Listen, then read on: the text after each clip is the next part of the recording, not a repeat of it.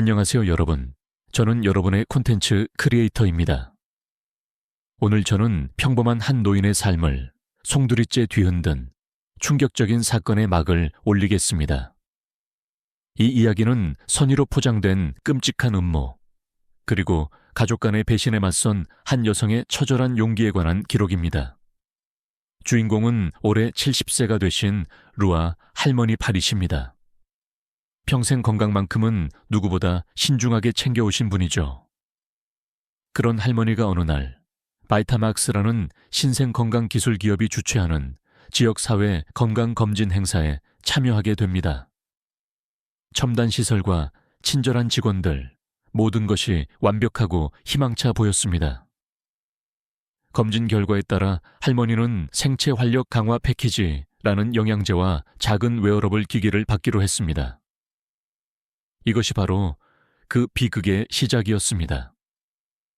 할머니가 팔의 기기를 착용하려는 순간 젊은 보조 직원인 탄치이 갑자기 할머니 곁으로 바싹 다가왔습니다. 주변의 소음 속에서도 그 청년의 목소리는 할머니의 귓가에 차갑게 박혔습니다. 마치 한 편의 스릴러 영화처럼 말이죠. 할머니, 제발 멈추세요. 이것은 단순한 보충제가 아닙니다. 만약 이걸 사용하신다면 끔찍한 일이 벌어질 거예요. 지금 당장 아무도 모르게 이곳을 떠나세요. 타잉은 황급히 들고 있던 트레이를 바닥에 떨어뜨려 소란을 만들었고 그 찰나의 순간 루아 할머니는 깨달았습니다. 눈앞의 행사는 단순한 건강 이벤트가 아니라 자신의 삶 깊숙이 파고든 거대한 음모의 덫이라는 것을. 그날 한 청년의 작은 속삭임이 한 노인의 생명을 구했고 동시에 그녀를 피할 수 없는 전쟁터로 내몰았습니다. 과연 루아 할머니는 이 어둠 속에서 진실을 밝혀내고 심지어 이 음모에 연루된 자신의 아들까지 구할 수 있을까요? 지금부터 그 숨막히는 이야기를 시작합니다. 안녕하세요, 여러분. 저는 여러분의 콘텐츠 크리에이터입니다. 오늘 저는 평범한 한 노인의 삶을 송두리째 뒤흔든 충격적인 사건의 막을 올리겠습니다. 이 이야기는 선의로 포장된 끔찍한 음모, 그리고 가족 간의 배신에 맞선 용기에 관한 기록입니다. 주인공은 올해 70세가 되신 루아 할머니 알리십니다. 루아 할머니는 여느 베트남의 어머니들처럼 근면하고 정직하게 살아오셨지만 특히 건강 문제에 있어서는 지나치리만큼 신중하셨습니다. 평생 감기약 한 알도 성분을 꼼꼼히 따져보고 드실 만큼 낯선 약이나 주사는 극도로 조심하는 분이셨죠. 그런 할머니에게 상상조차 할 수 없는 황당한 일이 벌어지리라고는 꿈에도 생각하지 못했을 것입니다. 모든 것은 한 젊은 직원의 작은 속삭임에서 시작되었습니다. 그날 아침 루아 할머니는 동네 게시판에 붙어있는 전단지를 보았습니다. 비타맥스, 바이타막스, 지역사회 건강검진 행사, 모든 어르신께 생체 활력 강화 패키지 무료 제공. 원래 몸이 약했던 터라 할머니는 평소라면 이런 행사에 무관심했을 것입니다. 하지만 전단지에 적힌 최첨단 바이오 기술이라는 문구가 왠지 모르게 마음을 끌었습니다. 혹시 부작용은 없을까? 어떤 백신일까?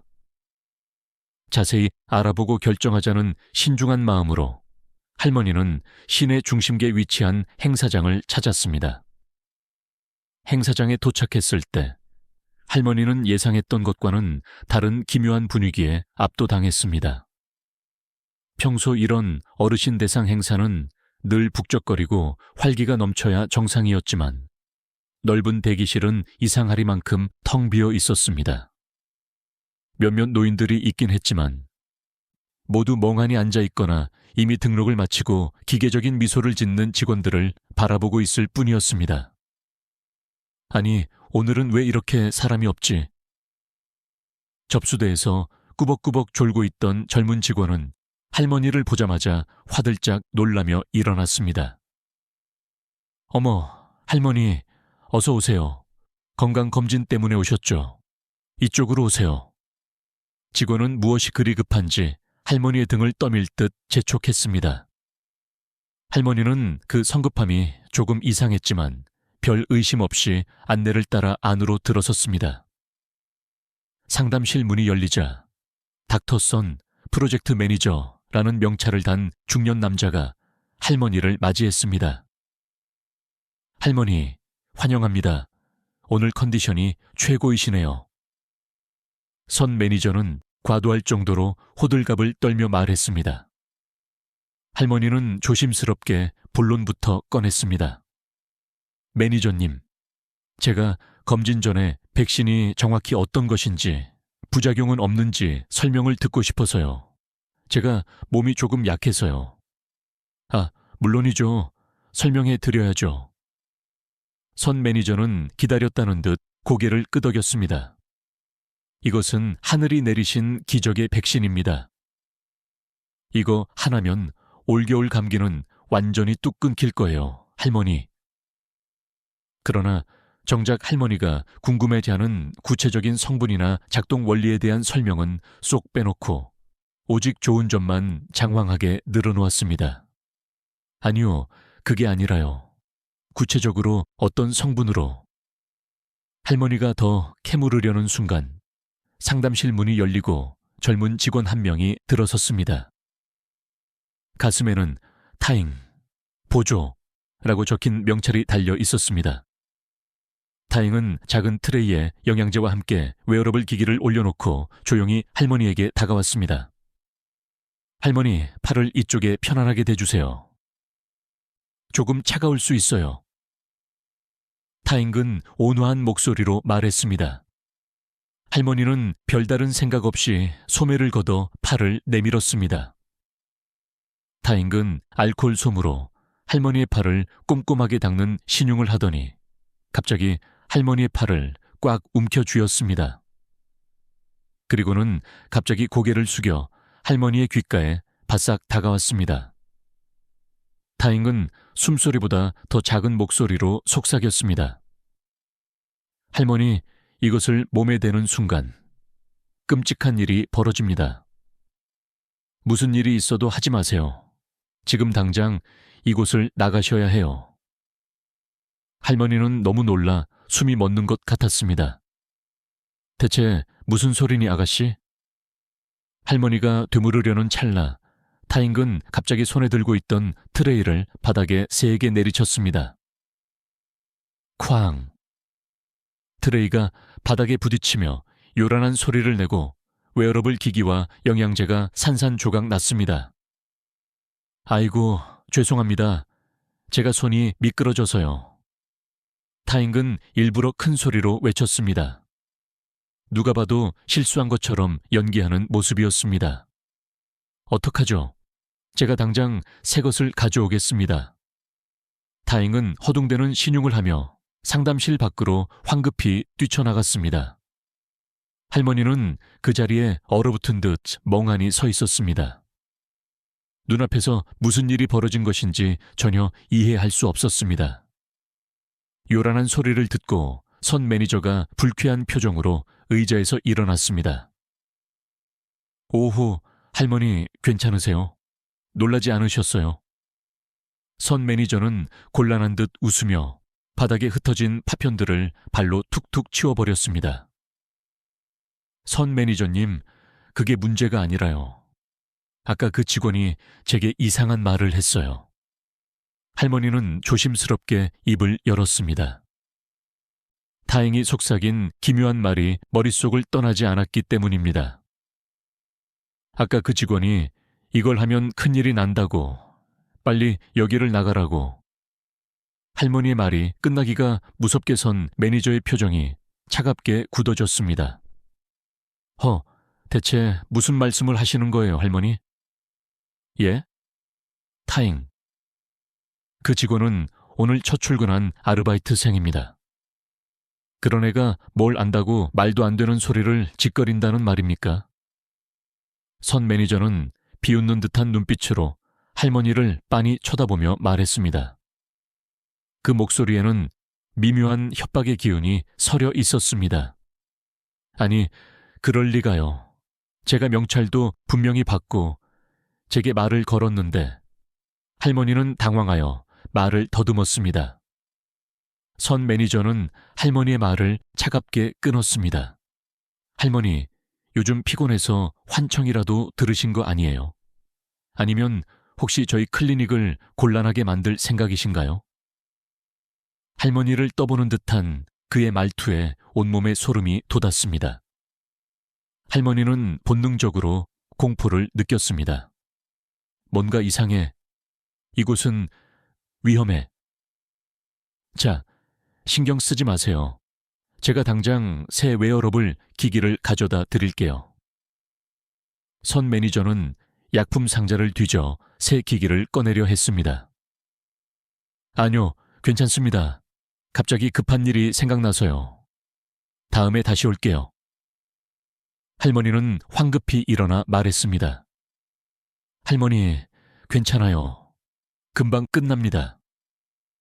선 매니저가 할머니를 붙잡으려 했지만 할머니는 뒤도 돌아보지 않고 서둘러 상담실을 뛰쳐나왔습니다. 등 뒤에 꽂히는 싸늘한 시선이 너무나 무서웠기 때문입니다. 행사장을 나서자마자 다리가 후들후들 떨렸습니다. 큰일이 날 것이라는 타인의 목소리가 마치 저주처럼 귓가에 맴돌았습니다. 할머니는 그 작은 속삭임이 자신을 구원했다는 것을 직감했습니다. 그리고 그날 주사바늘처럼 자신의 삶에 깊숙이 파고들고 있는 끔찍한 음모의 그림자를 느꼈습니다. 할머니는 알 수 없는 불안감과 공포에 사로잡힌 채 집으로 향했습니다. 이제 그녀의 외로운 싸움이 시작된 것입니다. 아들 훈과의 짧은 전화 통화가 끝난 후 루아 할머니는 공포와 분노, 그리고 지울 수 없는 배신감에 사로잡혀 있었습니다. 내 아들이 연루되어 있다니 도대체 누가 훈을 이렇게 만들었단 말인가. 할머니는 떨리는 손으로 아들의 이름을 쓰다듬었습니다. 그때 현관문에서 아주 작고 조심스러운 노크 소리가 들려왔습니다. 똑, 똑. 할머니는 온몸의 피가 얼어붙는 듯한 공포를 느꼈습니다. 설마 벌써 그들이 나를 찾아온 것인가? 할머니는 숨을 죽인 채 문에 귀를 갖다 댔습니다. 잠시 후 문 밖에서 절박한 여성의 목소리가 들려왔습니다. 할머니, 저예요. 낮에 병원에서 뵀던 타인기예요. 문 좀 열어주세요. 시간이 없어요. 낮에 보조 직원 타잉 탄칠이었습니다. 그녀의 목소리에는 낮보다 훨씬 더한 필사적인 감정이 배어 있었습니다. 할머니는 망설였지만 결국 떨리는 손으로 문을 열었습니다. 문이 열리자마자 타잉은 창백한 얼굴로 집 안으로 달려 들어왔습니다. 숨을 헐떡이며 온몸을 부들부들 떨고 있었습니다. 다행이에요. 정말 다행이에요, 할머니. 오늘 그것을 맞지 않으셨군요. 타잉은 할머니의 손을 붙잡고 말했습니다. 아가씨, 대체 이게 다 무슨 일이야? 훈의 이름은 왜 거기에 있는 거니? 할머니는 다급하게 물었습니다. 제 이름은 타잉입니다. 저는 그 병원의 간호조무사였어요. 아니, 이제 아니지만요. 타잉은 목소리를 떨며 말했습니다. 저는 내부 고발자입니다. 할머니, 제 말을 잘 들으세요. 할머니가 오늘 맞으시려던 건 예방접종이 아니었습니다. 그것은 사람의 목숨을 담보로 한 끔찍한 인체 실험용 약물이었어요. 타잉은 분노와 격정을 터뜨리며 가방에서 서류 뭉치를 꺼냈습니다. 이것 좀 보세요. 타잉이 할머니에게 내민 서류에는 아들 훈의 이름과 서명이 선명하게 적혀 있었습니다. 할머니, 이 약물은요, 할머니 아드님이 투자한 비타맥스 리시라는 신생회사가 만든 것이에요. 할머니는 그날 밤 한숨도 잘 수 없었습니다. 타잉이 가져온 무시무시한 서류와 씨름했습니다. 눈에 넣어도 아프지 않을 흥의 이름과 서명이 종이 가득 적혀 있었습니다. 도저히 믿을 수 없어 몇 번이고 다시 확인했지만 그것은 명백한 사실이었습니다. 할머니, 사실 저는 복수하려고 비타맥스에 들어간 거예요. 복수가 아니죠. 진실을 밝히려고요. 타인은 잠시 침묵하다 입을 열었습니다. 제게는 동생이 하나 있었어요. 3년 전에 먼저 세상을 떠났죠. 바로 그 제약회사 놈들 때문에요. 타인의 눈가에 눈물이 고였습니다. 제 동생이 3년 전에 무료 건강검진을 받았어요. 비타맥스가 후원하는 프로그램이었죠. 타잉은 목소리를 떨며 말을 이었습니다. 그런데 검진을 받고 돌아온 날부터 동생이 이상해지기 시작했어요. 계속 몸이 안 좋다고 했고 몸은 불덩이처럼 뜨거웠어요. 의사들은 원인 불명의 병이라고만 했죠. 결국 동생은 그대로 숨을 거뒀어요. 타잉은 억지로 눈물을 훔치며 말했습니다. 타잉은 동생이 죽기 전에 맴돌던 마지막 말을 기억한다고 했습니다. 와의 착힌 밤쿠. 그 한마디만 계속 중얼거렸다고 했습니다.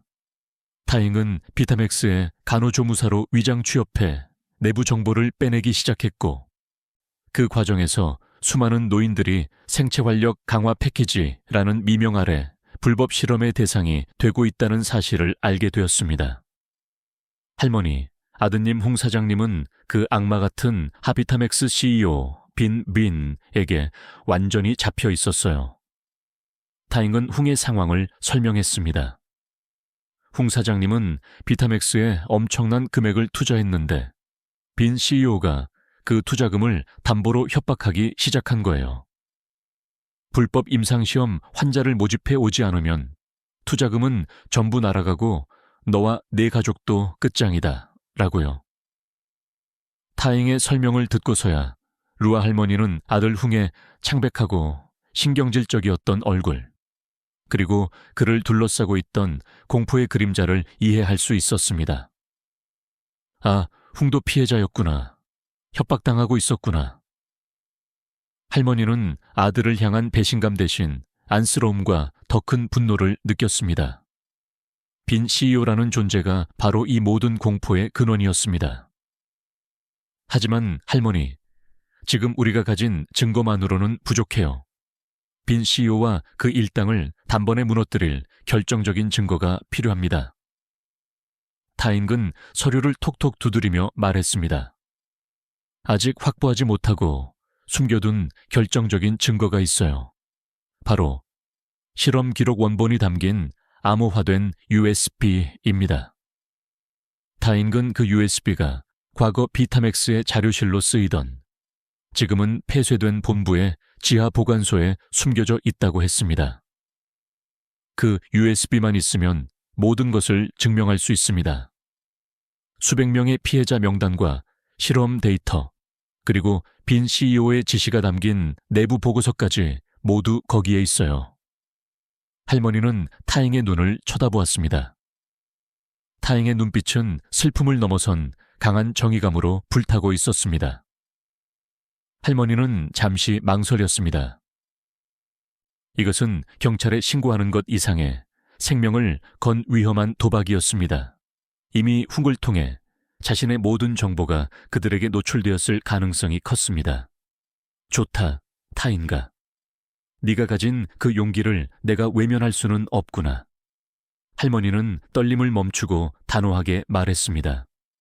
내 아들의 결백을 증명하고 네 동생의 원한을 풀어주기 위해서라도 우리는 그 USB를 반드시 찾아야 해.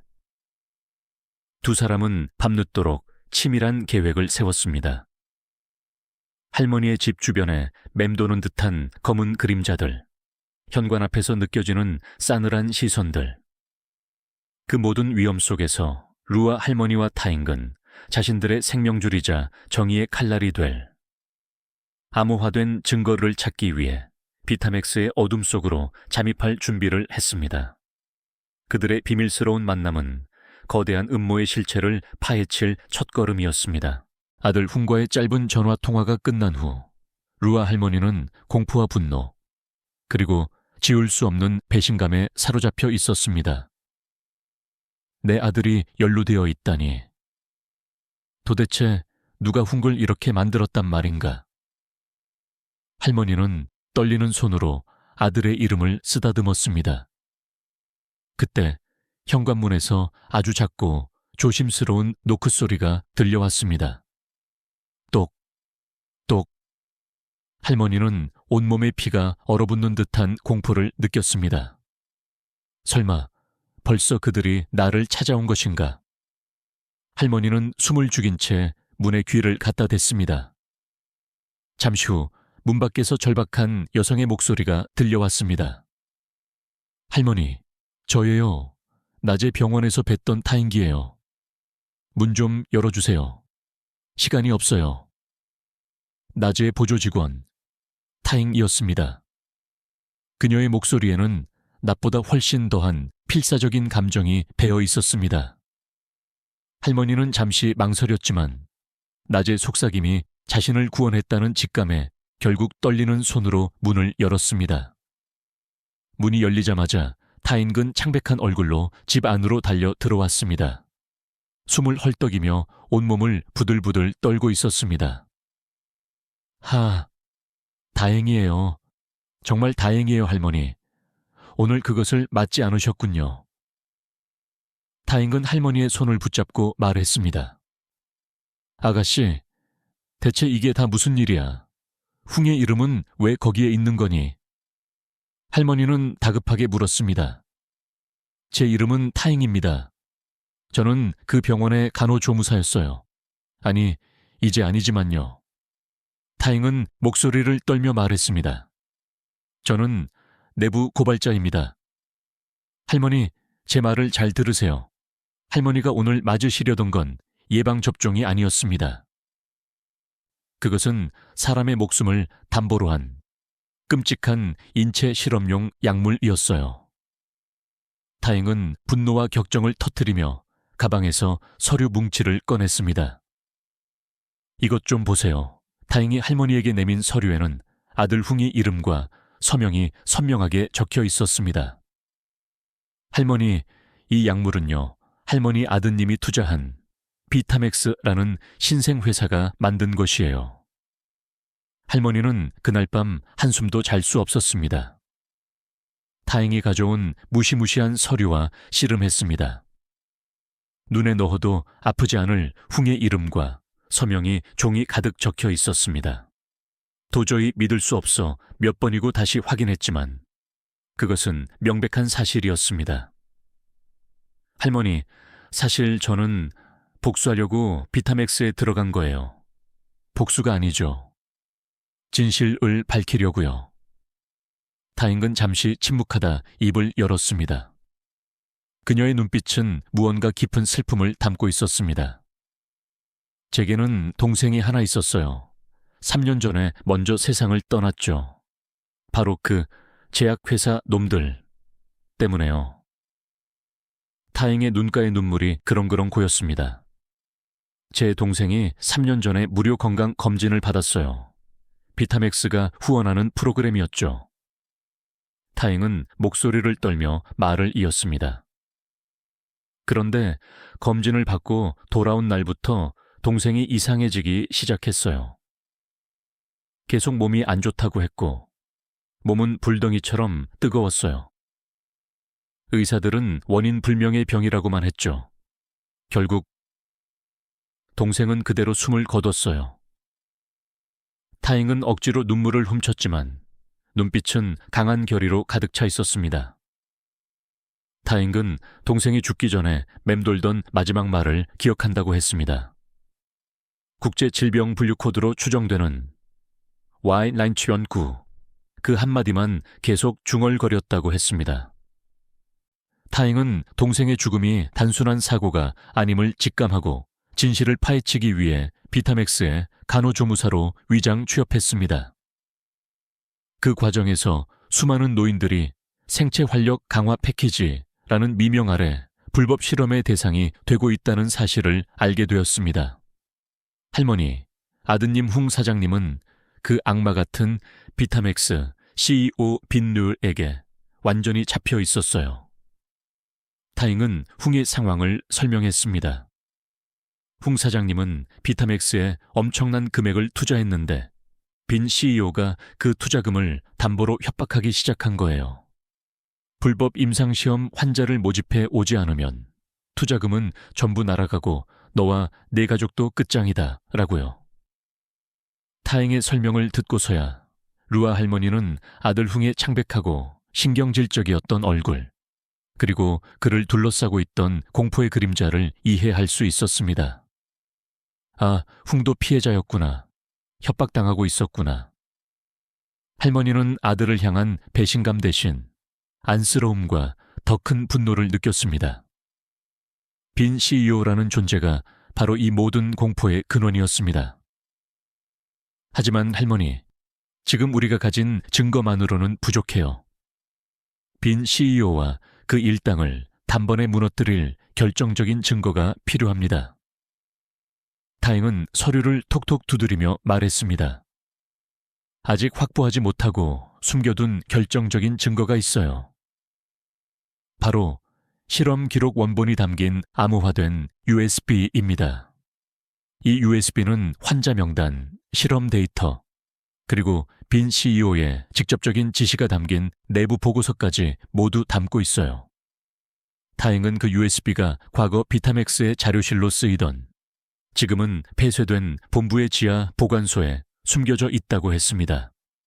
그 USB만 있으면 모든 것을 증명할 수 있습니다. 수백 명의 피해자 명단과 실험 데이터, 그리고 빈 CEO의 지시가 담긴 내부 보고서까지 모두 거기에 있어요. 할머니는 타잉의 눈을 쳐다보았습니다. 타잉의 눈빛은 슬픔을 넘어선 강한 정의감으로 불타고 있었습니다. 할머니는 잠시 망설였습니다. 이것은 경찰에 신고하는 것 이상의 생명을 건 위험한 도박이었습니다.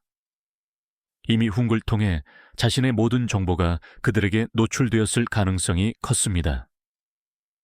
이대로 가만히 있으면 아들이 그들의 먹잇감이 될 것이고 자신의 생명 또한 위태로울 것은 자명했습니다. 좋다 타인가. 네가 가진 그 용기를 내가 외면할 수는 없구나. 할머니는 떨림을 멈추고 단호하게 말했습니다. 내 아들의 결백을 증명하고 네 동생의 원한을 풀어주기 위해서라도 우리는 그 USB를 반드시 찾아야 해. 할머니는 자리에서 일어나 굳게 주먹을 쥐었습니다. 두려움은 여전히 존재했지만 아들을 지켜야 한다는 어머니의 본능과 타잉의 순수한 정의감이 할머니를 움직이게 했습니다. 두 사람은 밤늦도록 치밀한 계획을 세웠습니다. 타잉은 오래된 환기구를 통해 지하 보관소로 진입하는 방법을 알고 있었습니다. 할머니의 집 주변에 맴도는 듯한 검은 그림자들, 현관 앞에서 느껴지는 싸늘한 시선들. 그 모든 위험 속에서 루아 할머니와 타잉은 자신들의 생명줄이자 정의의 칼날이 될 암호화된 증거를 찾기 위해 비타맥스의 어둠 속으로 잠입할 준비를 했습니다. 그들의 비밀스러운 만남은 거대한 음모의 실체를 파헤칠 첫걸음이자 칠순 노인의 마지막 싸움의 서막이었습니다. 밤새도록 타인과 함께 서류를 검토한 루아 할머니는 날이 밝자마자 결심을 굳혔습니다. 아들을 만나 이 끔찍한 진실을 직접 듣고 그를 이 위험한 음모에서 끌어내야 했습니다. 타인가, 흥이 회사로 가야겠다. 할머니는 떨리는 다리에 힘을 주며 말했습니다. 타인은 할머니의 팔을 붙잡으며 걱정스러운 표정으로 말했습니다. 할머니, 안 돼요. 위험할 수도 있어요. 빈비엔, CEO 측에서 할머니를 찾고 있을지도 몰라요. 괜찮다. 내 아들인데 뭐가 위험하겠니? 그래도 내가 직접 확인해야겠어. 너도 같이 가줄 수 있겠니? 할머니의 단호한 눈빛에 타인은 고개를 끄덕였습니다. 네, 물론이죠, 할머니. 두 사람은 타잉이 가져온 모든 서류를 가방에 넣고 아들 흥의 회사로 향했습니다. 흥의 회사 건물은 할머니가 생각했던 것보다 훨씬 크고 웅장했습니다. 내 아들이 이렇게 큰 회사를 경영하고 있었다니. 할머니의 가슴 한구석에는 자랑스러움과 동시에 이 거대한 건물이 품고 있는 어둠에 대한 두려움이 교차했습니다. 로비에서 잠시 실랑이를 벌인 끝에 마침내 할머니는 흥의 사무실로 들어설 수 있었습니다. 문을 열었을 때 흥은 책상에 앉아 누군가와 심각하게 통화 중이었습니다. 하지만 할머니와 눈이 마주치자마자 흥은 새파랗게 질린 얼굴로 전화를 끊었습니다. 엄마, 여긴 어떻게, 연락도 없이. 흥은 당황스러움을 감추지 못하며 자리에서 일어났습니다. 그리고 할머니 옆에 서 있는 타잉을 위아래로 훑어보더니 얼굴이 더욱 굳어졌습니다. 이분은 누구세요? 타잉 아가씨야. 아는 보조 직원. 할머니는 간신히 대답했습니다. 보조 직원이 엄마랑 같이? 여긴 왜 온 거예요? 흥의 목소리에는 날카로운 경계심이 배어 있었습니다. 할머니는 떨리는 손으로 가방에서 서류를 꺼냈습니다. 지난밤 할머니를 잠 못 들게 했던 바로 그 문서였습니다. 흥가, 이게 다 뭐니? 할머니는 서류를 흥의 책상 위에 한 장씩 놓으며 말했습니다. 흥은 서류의 제목을 훑어보더니 얼굴이 새하얗게 변했습니다.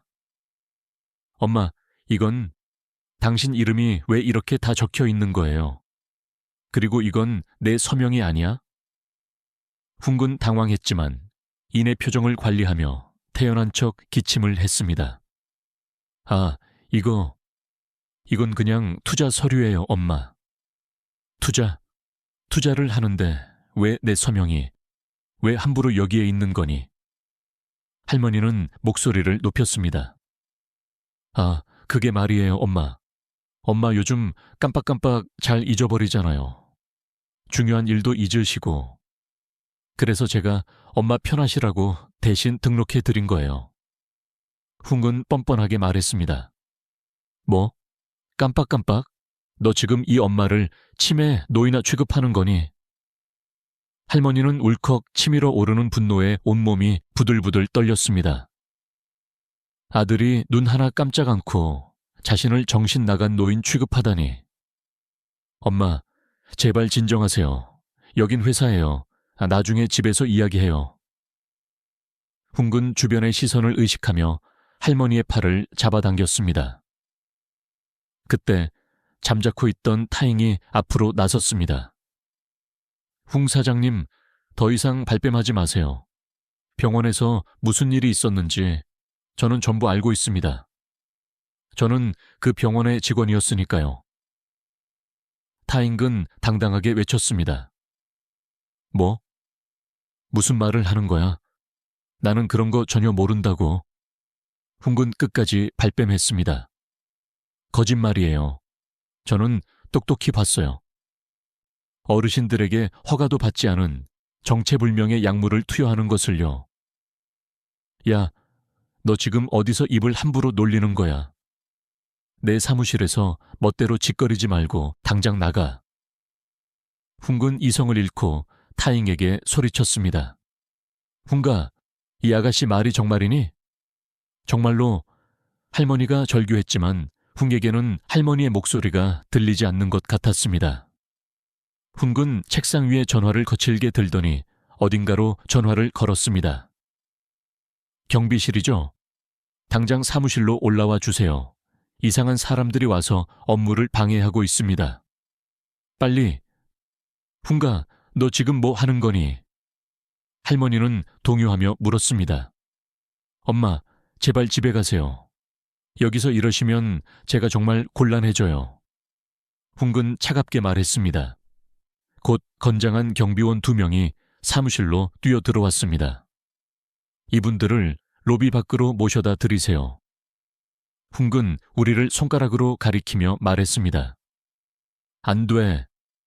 흥가, 내 엄마한테 어떻게 이럴 수 있니? 할머니는 절규하듯 소리쳤지만 경비원들은 할머니와 타잉의 팔을 난폭하게 붙잡고 강제로 끌어내기 시작했습니다. 타잉은 몸부림쳤지만 건장한 남자들을 당해낼 수 없었습니다. 두 사람은 결국 회사 정문 앞 차가운 바닥에 거의 내던져지듯이 내쫓겼습니다. 할머니는 그 차가운 바닥에 주저앉아 마침내 참고 있던 눈물을 쏟아냈습니다. 할머니, 괜찮으세요? 다친 데는 없으세요? 타잉은 할머니를 부축하며 울먹였습니다. 전혀 괜찮지 않아. 내 아들이 저런 애가 아니었는데. 할머니는 고개를 들어 유리창 너머 훨씬 위에 있는 흥의 사무실을 바라보았습니다. 그때 할머니는 사무실 안의 흥을 보았습니다. 흥은 머리를 감싸쥐고 괴로워하는 듯 했습니다. 타인가, 쟤 좀 봐. 화내는 것 같지는 않아. 네, 할머니. 저건 화내는 게 아니에요. 마치 무언가에 심하게 겁먹은 사람 같아요. 할머니 역시 그렇게 생각했습니다. 흥의 표정에는 분노가 아닌 무시무시한 공포가 서려 있었습니다. 타인가, 이 일은 흥 혼자 벌인 일이 아닌 것 같아. 흥 뒤에 흥보다 훨씬 더 거대한 누군가가 있는 것 같아.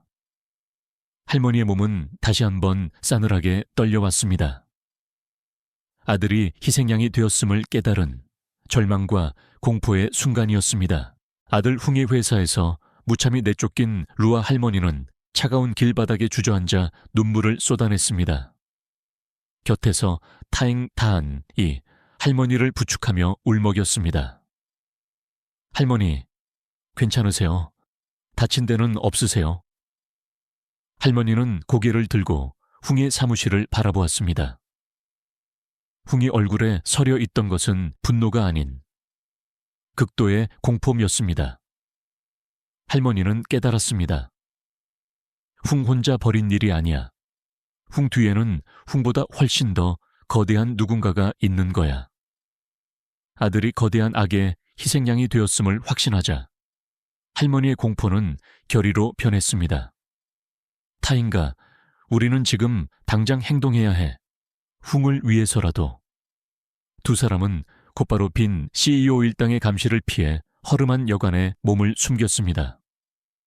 흥의 배신은 상처가 되었지만 이제 그들은 잃을 것이 없었습니다. 오직 진실을 향한 의지만이 남았습니다. 할머니, 제가 숨겨둔 결정적인 증거, 암호화된 USB를 가져와야 해요. 타잉은 지도를 펼쳐놓고 설명했습니다. 타잉은 옛 비타맥스 본사 건물 지하에 있는 폐쇄된 자료실로 들어가는 환기구의 위치를 알고 있었습니다. 경비원들이 정문을 지키고 있어요. 하지만 건물 뒤쪽에 환기구가 있어요. 제가 미리 봐뒀어요. 그곳으로 들어갈 수 있습니다. 할머니는 아무리 위험해도 그 증거를 확보해야 함을 알고 있었습니다. 밤이 되자 두 사람은 옛 비타맥스 건물로 향했습니다. 입구에는 검은 양복을 입은 경비회사 직원들이 쫙 도열해 있었습니다. 관계자 외 출입 금지입니다.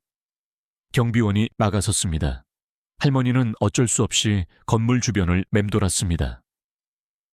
타잉은 할머니를 건물의 뒤쪽 어두운 구석으로 안내했습니다. 여기 환기구가 있어요. 저만 들어갈 수 있을 것 같아요. 할머니는 여기서 망을 봐주세요. 타잉은 작은 환기구 뚜껑을 가리켰습니다. 이런 좁은 곳에 내가 들어갈 수 있을까? 할머니는 걱정했지만 타잉은 단호했습니다. 할머니, 제가 할게요. 두 사람은 조심스럽게 환기구를 통해 건물 안으로 들어갔습니다. 지하 자료실은 어둡고 퀴퀴한 곰팡이 냄새로 가득했습니다. 타잉은 스마트폰의 불빛을 켜고 서류 더미 속을 미친 듯이 뒤지기 시작했습니다. 찾았어요. 할머니, 찾았어요. 타잉은 낡은 상자 속에서 작은 USB와 두꺼운 서류 뭉치를 꺼냈습니다. 이것이 진짜 환자 명부와 실험 기록 원본이에요. 이것만 있으면 모든 걸 증명할 수 있어요. 타인은 흥분해서 말했지만 기쁨은 잠시였습니다. 컴퓨터에 USB를 연결하자 모든 파일이 복잡한 패스워드로 잠겨 있었습니다. 대체 비밀번호가 뭐죠? 중요한 자료인데. 타인은 머리를 쥐어뜯으며 절망했습니다. 그들이 자료실을 빠져나오던 찰나 어두운 복도 저편에서 프로젝트 매니저, 선 매니저의 목소리가 들려왔습니다. 그는 누군가와 통화 중이었습니다. 네, 회장님. 그 노파 한 명이 눈치챘습니다. 하지만 다행히 아들, 훈관이 잘 막아주고 있습니다. 걱정 마십시오. 선 매니저는 누구보다 깍듯한 태도로 전화하고 있었습니다. 네, 물론입니다. 한빈 회장님. 제가 조용히 처리하겠습니다. 마치 윗사람에게 정중히 보고하는 듯 했습니다. 그들은 숨을 죽인 채 그 자리를 빠져나왔습니다. 이제 루아 할머니는 이 음모의 배후에 빈 CEO라는 거대한 인물이 있고 훈기 그들의 협박 아래 놓여 있으며 선 매니저가 그들의 충실한 하수인이라는 것을 확실히 알게 되었습니다. 타인가, 빨리 경찰서로 가자. 이제 증거도 있으니 바로 신고해야 해.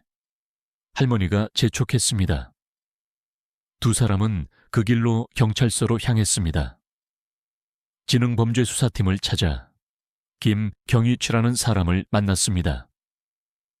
저희가 매우 중요한 신고를 하러 왔습니다. 다행히 다급하게 말했습니다.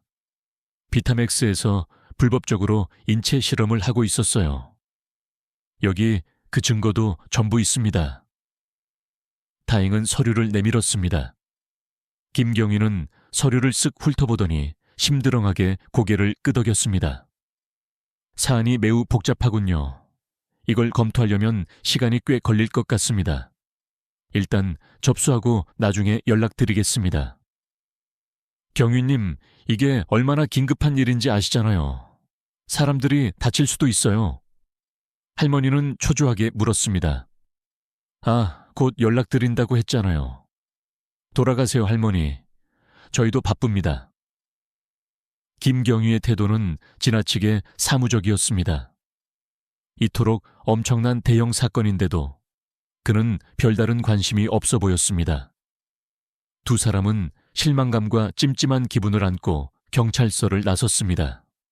하지만 경찰서 정문 앞에서 검은색 세단 한 대가 소리 없이 그들 앞에 멈춰 섰습니다. 차에서 검은 정장을 입은 남자가 내렸습니다. 루아 할머니, 맞으시죠? 남자는 할머니의 이름을 정확히 불렀습니다. 누구시죠? 할머니가 경계했습니다. 저는 보 실장이라고 합니다. 훈 사장님과 함께 일하고 있어요. 보 실장은 웃으며 말했습니다. 훈 사장님과 일한다? 네, 맞습니다. 경찰서까지 오시느라 고생하셨습니다. 그의 낮은 목소리에는 차가운 협박이 담겨 있었습니다. 무슨 뜻이에요? 다행히 할머니를 가로막으며 앞으로 나섰습니다. 아가씨도 쓸데없는 일에 끼어들면 다칩니다. 조심하는 게 좋을 겁니다. 지금 우리를 협박하는 건가요? 할머니는 떨리는 목소리로 물었습니다. 협박이 아니라 진심 어린 충고입니다, 할머니. 아드님의 장래를 생각하셔야죠. 귀여운 손녀, 안밤도 있으시다면서요? 보 실장은 그 섬뜩한 말을 남기고 유유히 채에 올라타 떠나갔습니다. 할머니는 그 자리에 못 박힌 듯 서서 온몸을 떨었습니다. 경찰의 미온적인 태도와 보 실장의 전광석화 같은 대응은 결코 우연일 리가 없었습니다. 할머니, 이상해요. 우리가 경찰서에 온 걸 어떻게 벌써 저 사람들이 알았을까요? 타인근 불안에 떨며 말했습니다. 타인가, 아무래도 우리는 거대한 덫에 걸린 것 같구나. 할머니는 주위를 둘러보며 말했습니다. 누군가가 우리를 전부 지켜보고 있어. 그날 이후 할머니의 집 주위는 이상하게 변했습니다. 검은 옷을 입은 낯선 남자들이 노골적으로 집 앞을 서성거렸습니다. 골목 구석, 전봇대 그림자마다 누가 봐도 그들을 감시하는 듯 했습니다. 보 실장이 보낸 사람들이 분명했습니다. 공포는 점점 더 할머니의 목을 조여왔고 그녀는 이제 증거를 확보하는 것 외에 가족의 안전까지 걱정해야 하는 상황에 놓였습니다. 그들은 이제 거대한 악의 표적이 된 것입니다. 경찰의 냉대와 보 실장의 섬뜩한 협박 이후 루아 할머니와 타잉은 여관방에 숨어 며칠 동안 암호화된 USB 파일의 비밀번호를 풀기 위해 씨름했습니다. 하지만 파일들은 너무 복잡하게 잠겨 있었고 아무리 애를 써도 소용이 없었습니다. 대체 비밀번호가 뭘까요? 중요한 자료인데. 타잉은 컴퓨터바 앞에서 괴로워하며 머리를 쥐어뜯었습니다. 바로 그때 할머니의 휴대전화가 미친 듯이 울리기 시작했습니다. 아들 훙에게서 온 전화였습니다. 엄마, 큰일 났어. 우리 아니가 병원에 실려갔어. 수화기 너머로 훙이 절박하고 비통한 목소리가 들려왔습니다. 안은 할머니의 하나뿐인 손녀이자 훙의 목숨과도 같은 딸이었습니다. 뭐라고? 무슨 일이야? 아니가 왜? 할머니는 깜짝 놀라 소리쳤습니다. 학교에서 갑자기 쓰러졌대. 의사가 가니 아주 나쁘다고. 지금 어디 병원에 있니? 빨리 말해. 하노이 중앙종합병원의 응급실이야. 엄마, 빨리 와줘. 할머니는 타인과 함께 정신없이 옷을 입고 병원으로 달려갔습니다. 응급실 앞에서 만난 훙이 얼굴은 새파랗게 질려 있었습니다. 훙과 아니는 할머니는 다급하게 물었습니다. 의사가 급성 간부전이래. 원인을 모르겠대. 훙은 초점 없는 눈으로 머리를 감싸쥐고 중얼거렸습니다. 그 순간 루아 할머니는 번개를 맞은 듯 한 가지 사실을 떠올렸습니다. 아니가 매일 빼놓지 않고 마시던 영양제였습니다. 훙아, 혹시 네가 아니 머리 좋아진다고 매일 빼놓지 않고 먹이던 그 영양제 그것 때문 아니니? 할머니의 말이 끝나자마자 훙이 얼굴이 더욱 굳어졌습니다. 엄마, 그건 아니야. 평범한 영양제라고. 훙은 할머니를 뿌리치며 소리쳤습니다. 아니야, 믿을 수 없어. 당장 의사 선생님께 아니가 먹던 약 성분 검사를 부탁해야 해. 할머니가 벌떡 일어나 응급실로 들어가려 하자 훙이 미친 듯이 할머니의 팔을 붙잡았습니다. 안 돼, 전마. 제발 아무것도 하지 마. 그냥 가만히 있어줘. 훙은 절규하듯 외쳤습니다. 왜? 내 손녀가 죽어가는데 왜 안 된다는 거니? 그럼 전부 망가져. 다 끝장난단 말이야. 훙의 목소리에는 분노가 아닌 극도의 공포일가 담겨 있었습니다. 아들의 회사에서 봤던 바로 그 표정이었습니다. 바로 그때 병실 문이 스르륵 열리더니 보 실장이 들어섰습니다. 오후, 할머니, 안녕하세요. 손녀 때문에 걱정이 많으시죠? 보 실장은 그 역겨운 가식적인 미소를 지으며 말했습니다.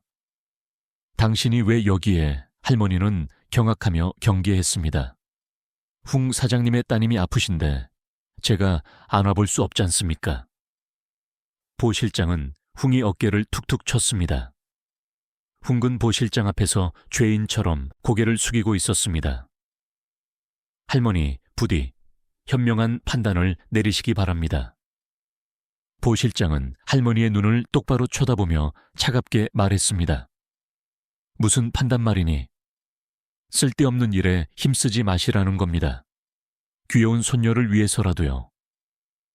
보 실장의 말에는 노골적인 협박이 담겨 있었습니다.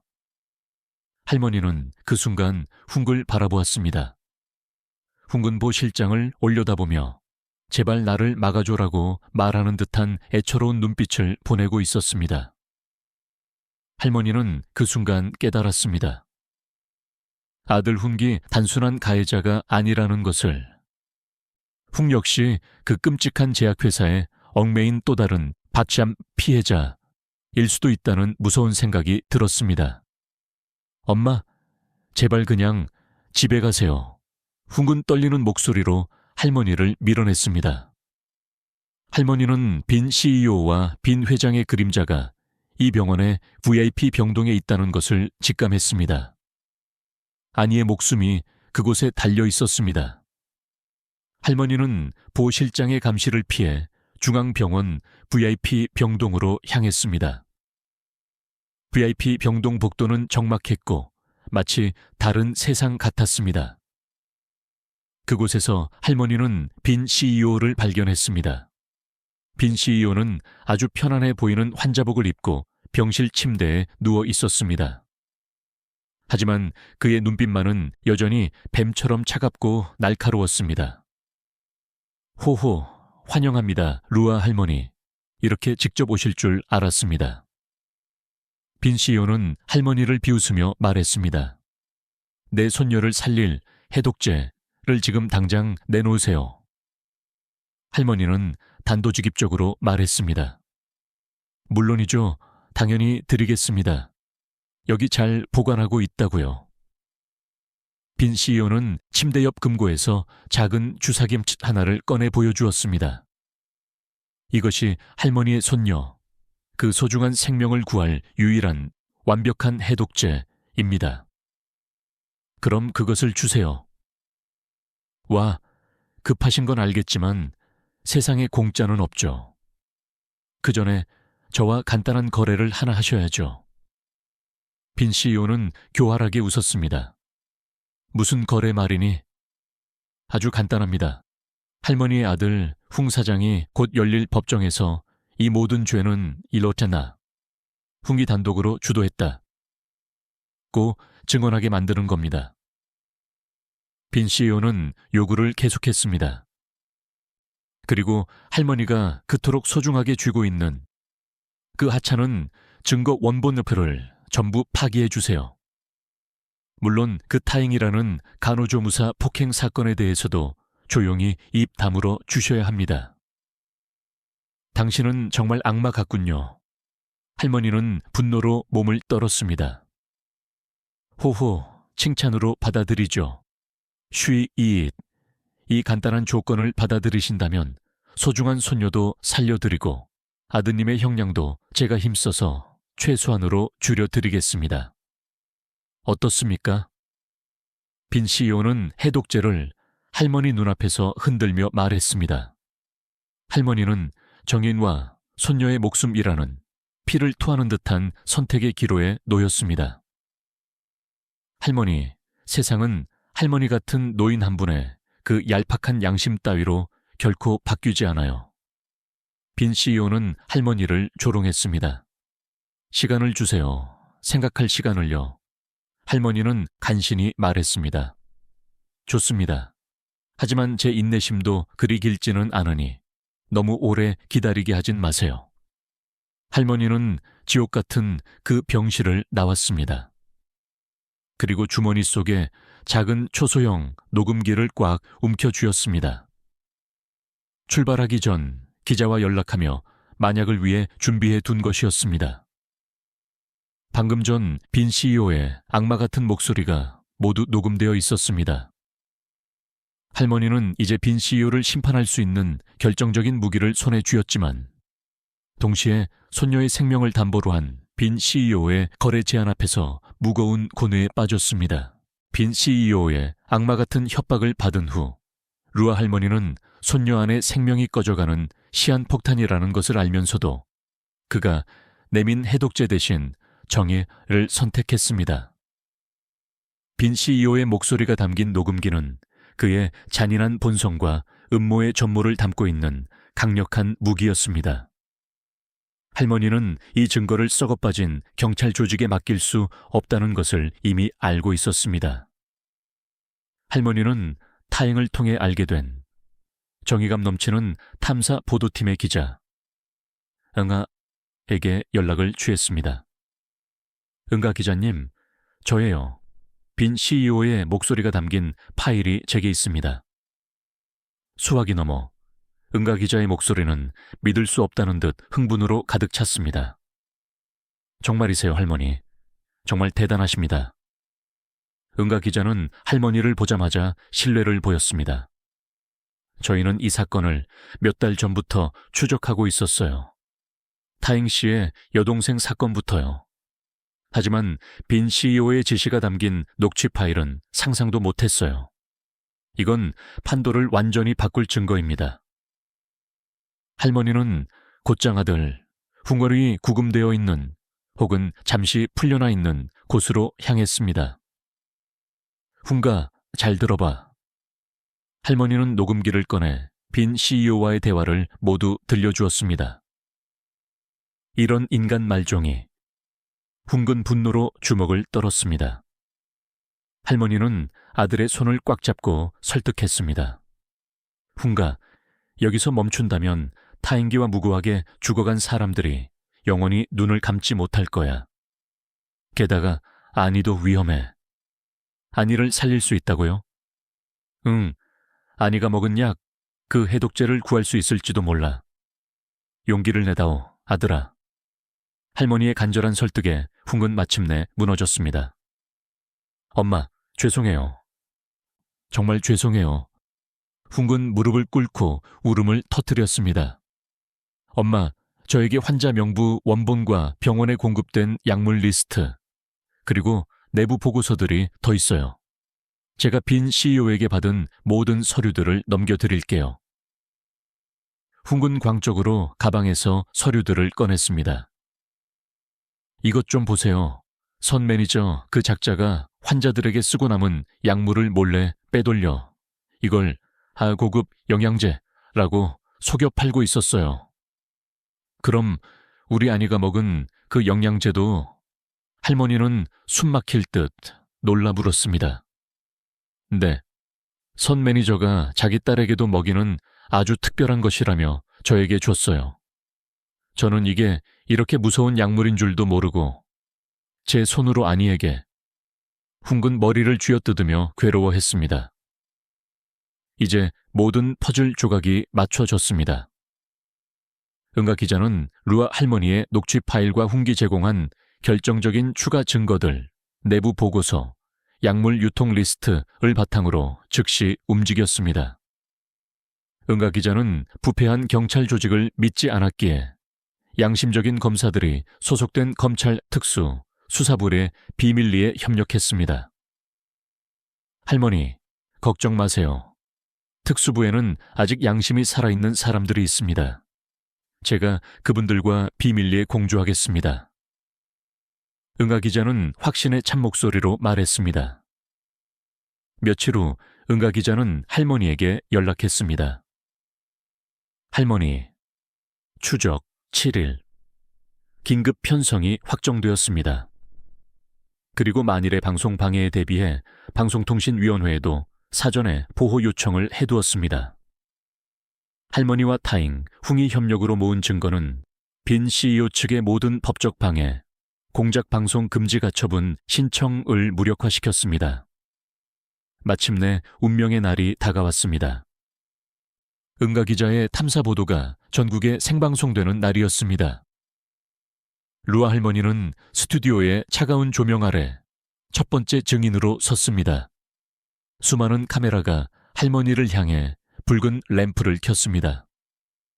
안녕하세요, 루아라고 합니다. 할머니는 떨리는 목소리로 입을 열었습니다. 할머니는 그날의 모든 경험, 타잉의 필사적인 속삭임, 선 매니저의 기만적인 행동, 그리고 아들의 서명이 적힌 환자 명부까지 모든 것을 공개했습니다.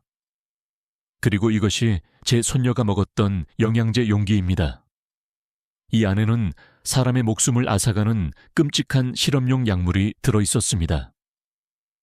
이어서 타잉이 머리에 붕대를 감은 채 휠체어를 타고 등장했습니다.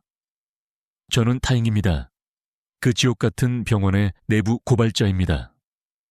타잉은 당당하게 자신을 소개했습니다. 제 하나뿐인 동생이 3년 전 바로 이 약물 때문에 무고한 죽음을 맞았습니다. 타잉의 목소리는 슬픔으로 떨렸지만 멈추지 않았습니다. 곧이어 타잉이 목숨을 걸고 빼낸 USB에서 복구된 병원 내부 CCTV 영상이 화면에 흘렀습니다. 정체불명의 실험 약물을 맞은 후 복도에서 뒹굴며 고통스러워하는 노인들의 모습이 여과 없이 공개되었습니다. 방송이 나가는 동안 말 그대로 전국이 발칵 뒤집혔습니다. 포털 사이트의 실시간 검색어는 그 악마 같은 회사의 이름으로 도배되었습니다. 검찰도 움직이기 시작했습니다. 은가 기자는 CM 중 흥분하며 할머니의 손을 잡았습니다. 할머니, 해냈어요. 검찰이 드디어 움직이기 시작했습니다. 방송이 차에 끝나기도 전에 검찰 특별수사팀이 비타맥스 본사를 정역 압수수색했다는 긴급 속보가 TV 자막으로 흘러나왔습니다. 할머니의 용기와 흥이 증언, 타잉의 희생이 만들어낸 첫 번째 승리였습니다. 선 매니저 등 하수인들이 속속 체포되기 시작했습니다. 하지만 기쁨도 잠시 이 거대한 악의 축인 빈 CEO와 그를 비호하는 정치 거물들은 아직 잡히지 않았고 무엇보다 손녀 람프는 여전히 의식을 잃은 채 병원에 누워 있었습니다. 할머니의 싸움은 아직 끝나지 않은 것입니다. 은가 기자의 탐사 보도가 전국을 강타하며 빈 CEO 일당에 대한 검찰 특수부의 정역 압수수색이 시작되었다는 속보가 흘러나왔습니다. 이것으로 모든 악의 축을 무너뜨릴 수 있게 되었습니다. 은가 기자의 흥분된 목소리가 화면을 가득 채웠습니다. 루아 할머니는 가슴이 터질 듯한 희망을 안고 두 손을 모았습니다.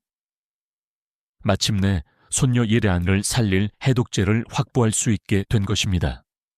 바로 그때였습니다. 희망이 절정에 달했던 그 순간 옆에 있던 아니의 상태가 급격히 악화되었습니다. 날카로운 경고음이 심전도 모니터에서 울려 퍼졌습니다. 엄마, 아니가 이상해요. 훈기 새파랗게 질려 필사적으로 소리쳤습니다. 의료진들이 순식간에 병실로 달려 들어왔습니다. 심정지입니다. 당장 제세동기를 준비하세요. 의사가 긴급하게 지시했습니다. 안 돼. 아니야. 제발 눈을 떠. 루아 할머니는 차가운 유리창을 미친 듯이 두드리며 오열했습니다. 의료진이 제세동기를 작동시켰습니다. 하나, 둘, 셋. 모두 떨어지세요. 아니의 작은 몸이 공중에 솟구쳤지만 심박은 돌아오지 않았습니다. 안 돌아와. 다시 출력 높여. 의사가 필사적으로 소리쳤습니다. 할머니는 그 자리에서 무너져 내릴 것 같았습니다. 정의를 선택한 대가가 결국 손녀의 목숨이 되는 것인가? 절망이 그녀를 덮쳤습니다. 바로 그때였습니다. 병원 복도를 헬멧을 든 누군가가 전속력으로 달려왔습니다.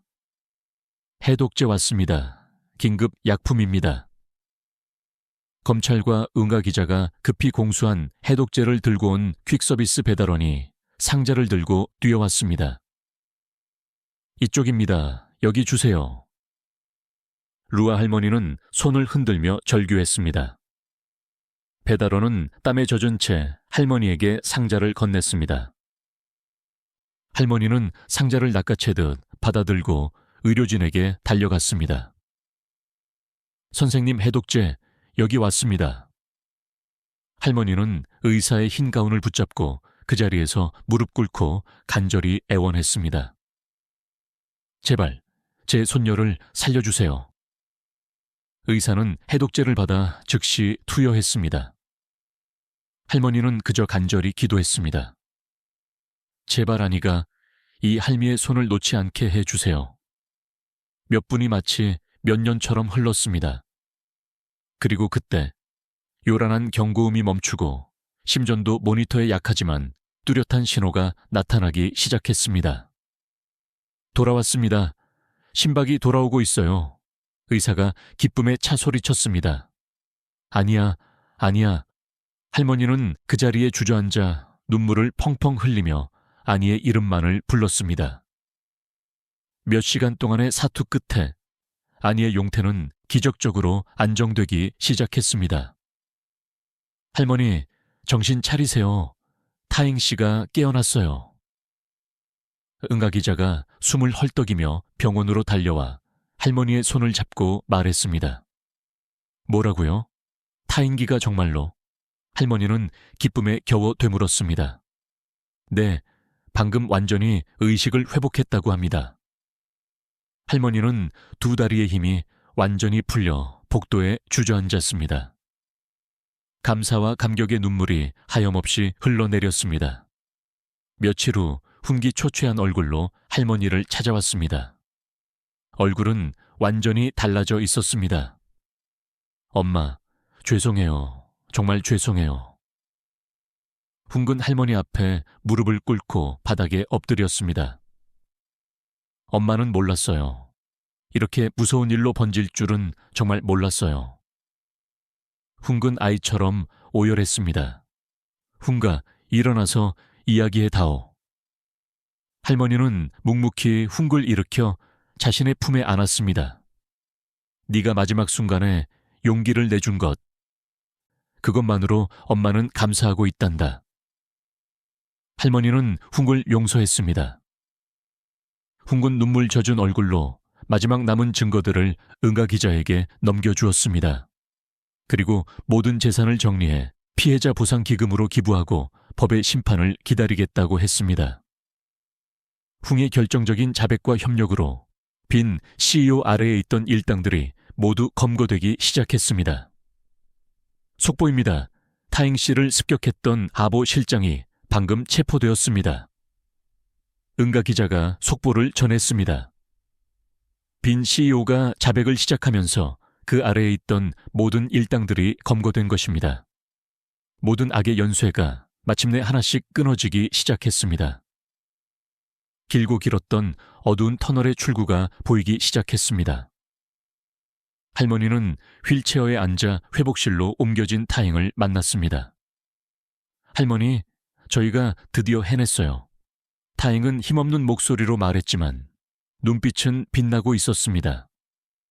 그리고 마침내 할머니가 이 세상에서 가장 기다리던 순간이 다가왔습니다.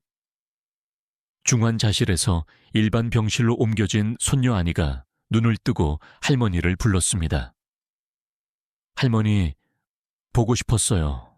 할머니는 기쁨에 목이 메어 아무 말도 할 수 없었습니다. 손녀가 마침내 살아 돌아온 것입니다. 시간은 쉼없이 흘러 그 끔찍했던 사건 이후 어느덧 1년이라는 시간이 지났습니다.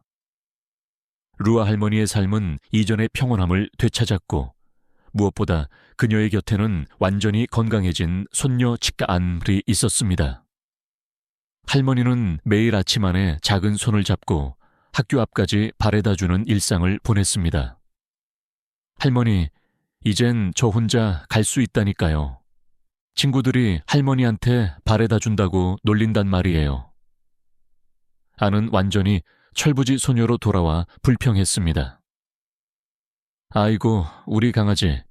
할머니가 여기까지라도 꼭 데려다 주고 싶은 걸. 할머니는 아내 머리를 쓰다듬으며 말했습니다. 정말 고맙습니다. 할머니 덕분에 제가 이렇게 다시 뛰어다닐 수 있게 됐잖아요. 세상에서 제일 고마워요. 아는 할머니의 손을 꽉 잡고 환하게 웃어 보였습니다. 아니가 이렇게 건강하게 웃어주는 것. 그것이야말로 할머니가 얻은 가장 크고 위대한 기적이었습니다. 할머니는 그저 이 순간이 너무나 감사할 따름이었습니다. 안을 학교에 보내고 돌아오는 길, 할머니는 아들 훈아되 작은 식당에 들렀습니다. 훈근 거대한 재산을 모두 처분하여 피해자 보상 기금으로 기부했고 남은 돈으로 시장 골목 안에서 작은 식당을 시작했습니다. 훈근 집행유예를 선고받았고 남은 형량을 사회봉사로 대신하고 있었습니다. 어서 오세요. 몇 분이세요? 훈근 때 묻은 앞치마를 질끈 메고 손님을 맞이하고 있었습니다. 땀을 비 오듯 흘리면서도 서툰 솜씨로 그릇을 나르는 모습이었습니다. 할머니는 구석자리에 조용히 앉아 그런 아들의 모습을 가만히 지켜보았습니다. 말을 건넬 수는 없었지만 훈기진심으로 뉘우치고 새롭게 살아가려고 노력하는 그 모습이 보였습니다. 수많은 돈과 권력 뒤에 숨어 허세를 부리던 과거의 훈근 사라지고 노동의 땀방울을 흘리며 정직하게 살아가려는 인간적인 훈만이 남아 있었습니다. 식당을 조용히 나와 할머니는 타잉를 만나러 갔습니다.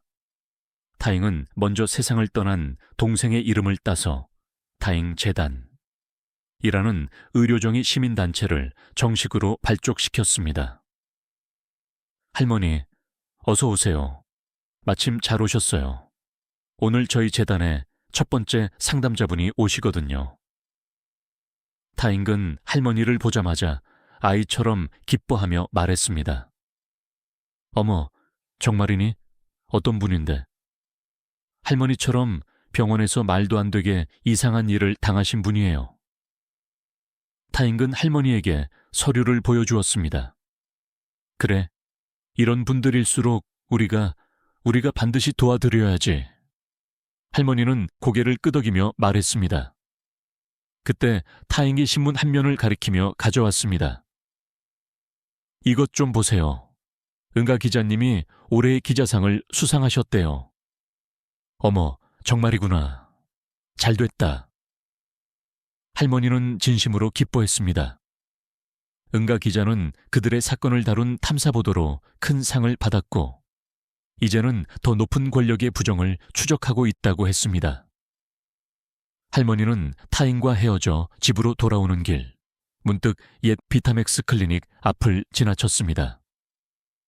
지금은 새로운 의료진이 들어와 환자들을 돌보며 정상적으로 운영되고 있었습니다.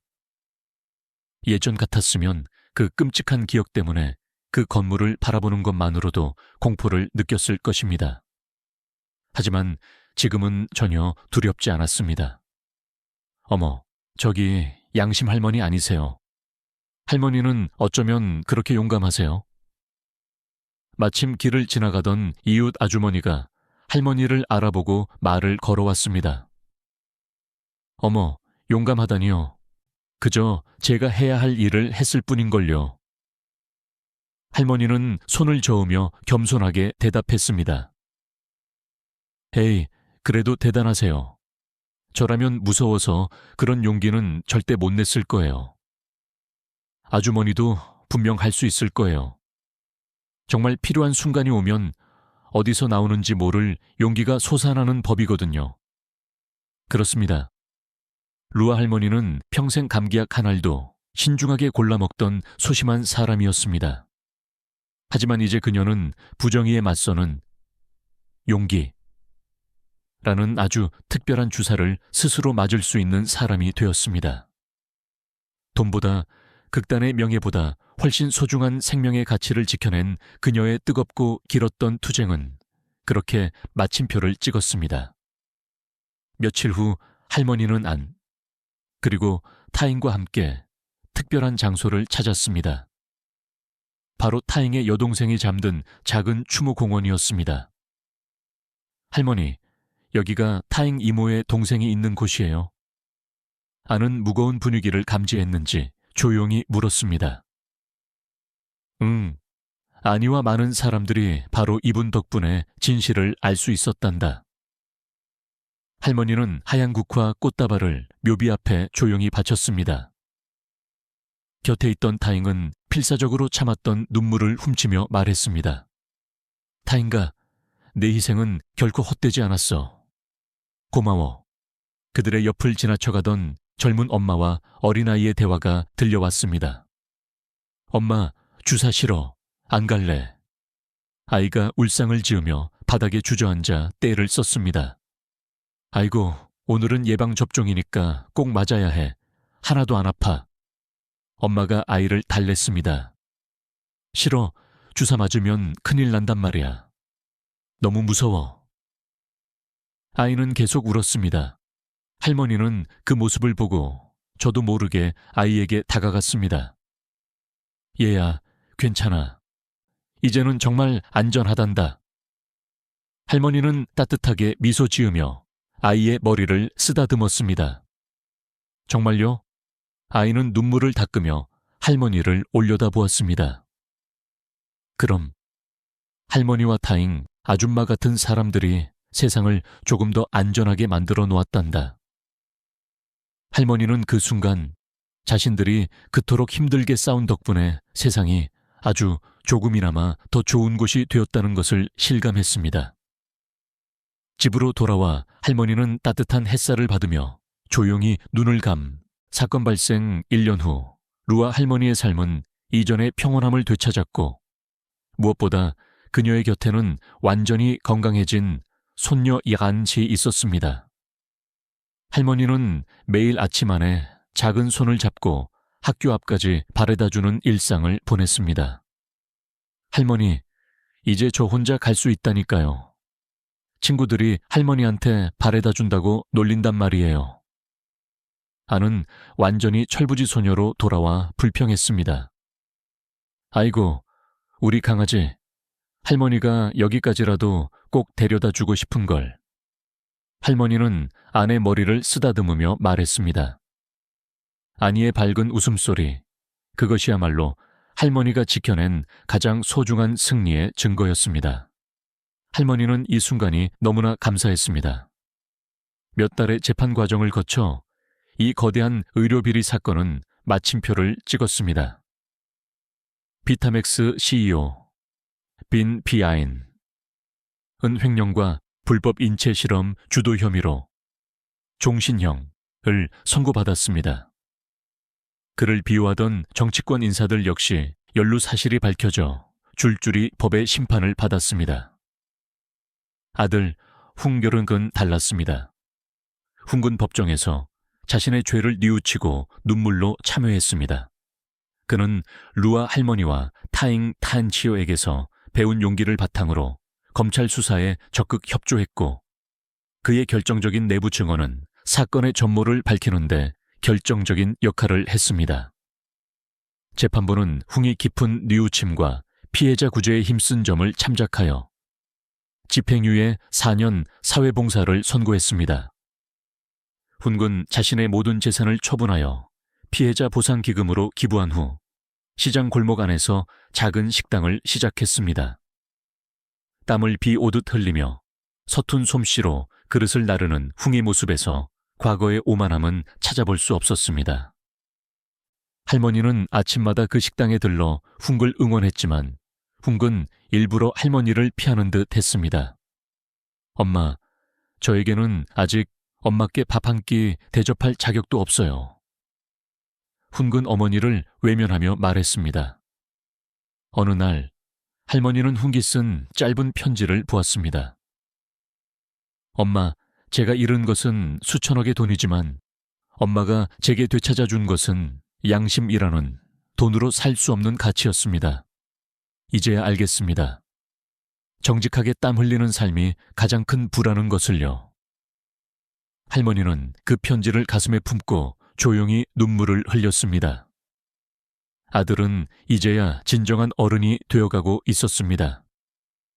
한편 타잉은 완전히 건강을 회복하고 응가 기자와 함께 타잉 재단하를 정식으로 발족했습니다. 타잉의 동생이 억울하게 희생된 장소였던 옛 클리닉 자리에 작은 사무실을 마련했습니다. 타잉은 이제 단순한 간호조무사가 아니라 용기와 정의의 아이콘이 된 재단 대표였습니다. 할머니, 오늘 저희가 새로운 제보를 받았어요. 다른 지역에서도 불법 임상시험이 진행되고 있는 것 같습니다. 타잉은 지칠 줄 모르는 열정으로 보고했습니다. 그래, 타잉가. 네가 가야 할 길이 멀다. 하지만 이 세상의 어둠을 밝혀주는 빛이 바로 너라는 것을 잊지 말아다오. 할머니는 타잉의 손을 잡고 격려했습니다. 타잉의 눈빛은 여전히 빛나고 있었고 그녀는 수많은 피해자들에게 희망을 전하는 메신저가 되었습니다. 어느 맑은 날, 할머니는 집에서 그간의 사건 기록이 담긴 낡은 서류철을 정리했습니다. 타잉이 목숨 걸고 빼낸 환자 명단, 흥이 죄를 증명했던 서명, 그리고 빈 CEO의 목소리가 담긴 녹음기까지. 그 모든 증거를 꼼꼼히 정리하여 재단에 기부하기로 했습니다. 그때 할머니는 마지막 서류 중 한 장을 발견했습니다. 그것은 바로 훈기 과거 자신에게 보낸 편지였습니다. 엄마, 저는 엄마 덕분에 세상에서 가장 성공한 사람이 될 거예요. 돈과 권력을 가진 사람이요. 할머니는 그 편지를 보고 미소 지었습니다. 아니, 훈가, 이제 너는 세상에서 가장 정직하고 행복한 사람이 될 거란다. 할머니는 그 종이를 소중히 간직하기로 했습니다. 오후가 되자 할머니는 안을 데리고 한적한 공원을 찾았습니다. 안은 할머니 무릎에 누워 따뜻한 햇살을 맞으며 솜사탕을 먹고 있었습니다. 할머니, 옛날에 용감한 할머니가 살았대요. 그 할머니는 무서운 마녀랑 싸워서 공주님을 구했대요. 그 마녀 이름이 뭐예요? 아니, 순진한 눈으로 물었습니다. 그 마녀 이름은 탐욕기였단다. 그리고 할머니는 공주님을 구하기 위해 칼이나 창 대신 용기라는 아주 특별한 방패를 사용했지. 할머니는 아내 작은 손을 만지며 말했습니다. 와, 정말 멋진 할머니네요. 그 용기라는 방패는 어디서 살 수 있어요? 아니, 눈을 반짝이며 물었습니다. 그건 살 수 없단다. 그건 아주 중요한 사람을 지키고 싶을 때 마음속 깊은 곳에서 저절로 솟아나는 것이거든. 아주 특별한 사람들에게만 주어지는 거란다. 할머니는 미소 지으며 아내에게 뽀뽀했습니다. 아는 할머니를 꽉 껴안았습니다. 그 순간 할머니는 이 모든 고난을 이겨낼 수 있었던 자신의 가장 근원적인 힘, 바로 어머니의 무조건적인 사랑이었다는 것을 깨달았습니다. 루아 할머니는 이제 평온한 일상을 되찾았습니다. 맑은 웃음이 넘치는 아내 웃음소리를 들으며 그녀는 매일 아침 뜨거운 차 한 잔을 마십니다. 그녀의 굳건한 용기와 타인의 정의, 그리고 흥이 마지막 회개가 만들어낸 이 평화는 그 어떤 부와 권력과도 바꿀 수 없는 소중한 것이었습니다. 그녀는 그 모든 시련을 겪고도 여전히 사랑하고 용서하고 희망을 믿는 진정한 영웅이었습니다.